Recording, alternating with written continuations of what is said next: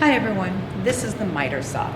So when you walk up to the miter saw, you always want to first check yourself. You want to make sure your clothing is appropriate. You don't have big sleeves that could get caught in the blade.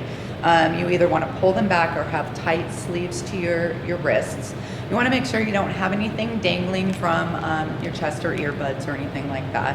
And then you also want to make sure that you pull your hair back. If you have long hair, you do not want to get caught in a piece of machinery. So if you pull your hair back in a low ponytail is always best, then you personally would be ready to go. So the second thing we always do is we make sure that we are going to mark our wood. So we always check our wood to make sure it's appropriate. You do want to make sure that you have a flat bottom. If this was a rounded bottom, it would make this move too much, and you would never want your wood to shift while you're getting ready to cut. So you want to make sure it has a flat bottom.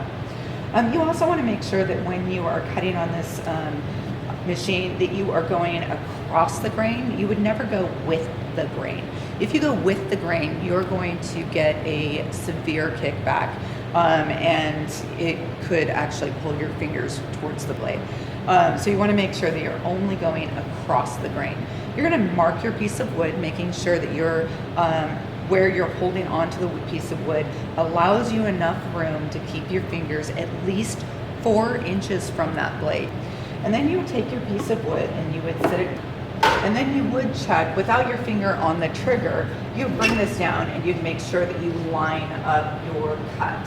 And so my blade is actually just sitting, my blade tines are just sitting on the edge of my my line that I created. So now I would be ready. Now, when I get ready to make a cut, I'm going to take my left hand and I am going to hold my piece of wood really tight down to the table and very tight up to the fence. And the reason that I'm going to do that is I do not want my wood shifting when I get ready to make that cut. If it is not tight against the fence and tight to the table, when I go to actually make the cut, it is going to shift that wood backwards. And then when it does that, it is going to do that kickback that we talked about before. So you want to make sure that it is exactly, tight up against that fence, tight to the table. I'm going to hold it with my hand. My hand needs to be at least that 4 inches away from the blade.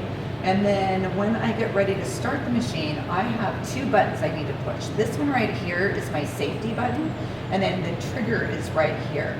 I would push both of those, and what would happen is the blade would start to run.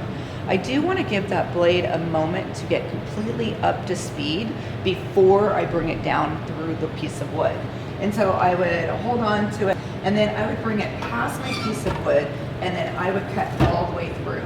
You do want to make sure you kind of feel that little jerking motion right there. And that is because if you don't, you're not actually cutting all the way through the wood.